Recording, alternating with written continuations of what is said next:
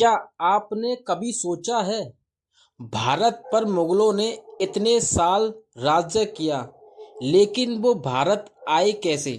चलिए दोस्तों, हम आपको बताते हैं। मुगल साम्राज्य की नींव जहीरुद्दीन मोहम्मद उर्फ बाबर के द्वारा रखी गई थी। चलिए इसे विस्तार से जानते हैं। बाबर के पिता का नाम उमर शेख मिर्जा था। बाबर एक बहुत काबिल शासक था। बाबर ने अपने आप को बहुत कम उम्र में ही युद्ध में झोंक दिया था। बाबर ने 12 साल की उम्र में बहुत सारी युद्ध में हार जीत देखी थी।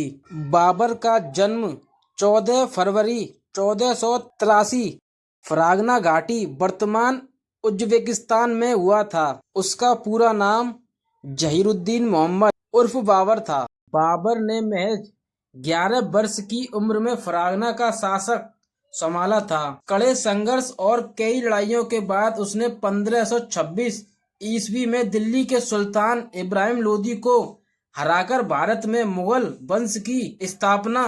भारत की दौलत और राजनीतिक अस्थिरता ने बाबर को आकर्षित किया। इतिहास के अनुसार पंजाब के गवर्नर दौलत खां लोदी और मेवाड़ के राजा राणा संगा ने भी इब्राहिम लोदी के खिलाफ मदद के लिए बाबर को भारत बुलाया था। 1519 ईस्वी से 1556 ईस्वी के बीच उसने भारत पर कई बार आक्रमण किया। दिल्ली का सुल्तान उस समय ढंग से शासन नहीं कर पा रहा था। बाबर को ये अच्छा मौका लगा और उसने धीरे धीरे अपना साम्राज्य जमाने लगा। लेकिन फिर भी बाबर के लिए यहाँ राज करना इतना आसान नहीं था।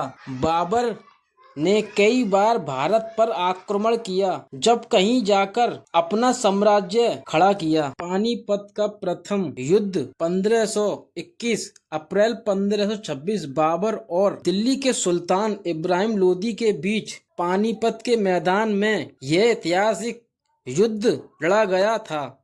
बाबर की सेना आकार में छोटी थी, लेकिन उसकी तोपों और युद्ध की रणनीतियां उसे बेज ने इब्राहिम लोदी की विशाल सेना को हरा दिया। इब्राहिम लोदी युद्ध में मारा गया और यहीं से मुगल साम्राज्य की नींव रखी गई। बाबर के पिता 1494 में पिता की मृत्यु के बाद केवल 11 से 12 साल की उम्र में बाबर फरागना का शासक बना था। शुरुआती जिंदगी में अपने रिश्तेदारों और उज्बेकों के खिलाफ संघर्ष में गुजरी, जिसके कारण कई बार उसे अपनी गद्दी छोड़नी पड़ी। बाबर एक बहुत अच्छे लेखक और कवि भी रहे हैं। बाबर ने अपने बड़े बेटे हुमायूं को अपना उत्तराधिकारी बनाया था। बाबर की मृत्यु के बाद हुमायूं ने भारत शासन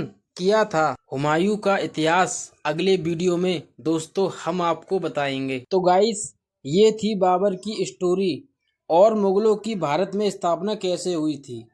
तो गाइस, पार्ट 1 है ये बाबर का। पार्ट 2 में हम हुमायूं के बारे में बताएंगे।